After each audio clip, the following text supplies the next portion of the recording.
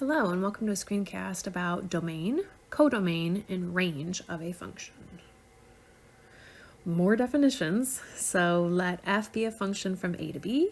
The set A of all possible inputs to f is called the domain.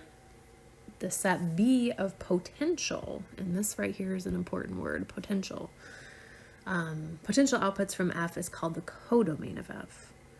The range of f is the collection of all actual outputs of the function.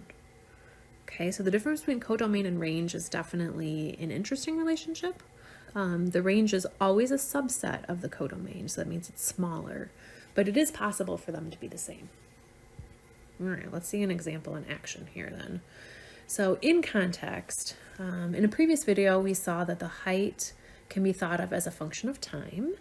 If you are given a function where height h is measured in feet at time t in seconds as h equals f of t, which is negative 16t squared plus 8t plus 4, distinguish between the codomain and the range.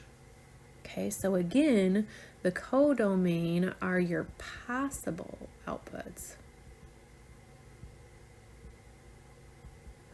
and the range are your actual outputs. And again, we're looking at this problem in the context of in the context of a particular real world situation here. So if you're thinking about height can't be negative, no matter if we're talking about codomain or range. So I would say that your codomain can be, so I'm putting a bracket here because it can be 0, right? You can totally have a height of 0, but what's the maximum height this thing can be? I don't know. That's up to you. Looking at the graph, I can see it's 5, but that's going to be my range. So I would maybe say, I don't know, could it go up to be 100 feet? Could it go up to 1,000,000 feet? Who knows? So I'm just going to put an infinity here. Okay, and that always gets a parenthesis because you can't quite reach it. But the thing is, so for our codomain, we could just say it's any positive real number, right? So that would be another way we could say this here. But if we look at the graph, and finding the range, sometimes you don't know unless you look at the graph. So if I look at my range, the 0 still makes sense for sure, because right here, it hits a height of 0. But if you go this direction or this direction, it looks like my highest y value that this thing reaches is 5. So my actual range is going to be 0 to 5. How about domain and range with no context? So without, having an actual problem to work with. So domain, remember, so those were my set of inputs. So those are my possible x values. And you notice that this graph doesn't go on forever. Okay, I purposely did a snapshot here. So for my domain, that's going to look like, well, let's see. So where do my x's start? Looks like they start here at -2.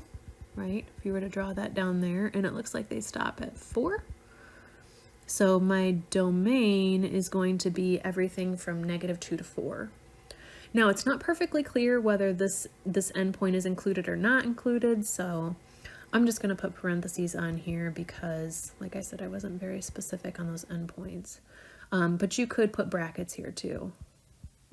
Because it's kind of vague, you don't really know for sure. So that's for our domain. Then our range, those are the outputs. So those you want to go from the bottom of the graph to the top of the graph.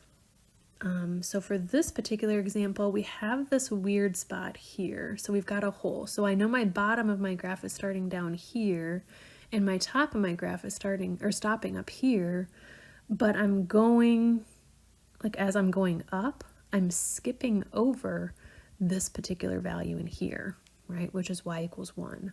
So this one's going to look a little bit bizarre. Okay?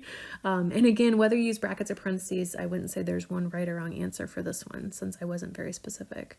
So I would say we're going to go from -1 to 1. This you definitely need a parenthesis on, so that's a must. Then we're going to keep going, and we're going to start at 1, and we're going to go up to, it looks like 5. For this particular example. Okay, and again, the parenthesis here and here tells me that y equals 1 is not included. Okay, so that's an important distinction there that you use parentheses. But like I said, the endpoints here, the -1 and the +5, you could put a bracket or a parenthesis there because I was not very specific about my graph. Okay. If it's bothering anybody that in here we happen to hit y = 3 twice, no big deal. All right, hope this helps.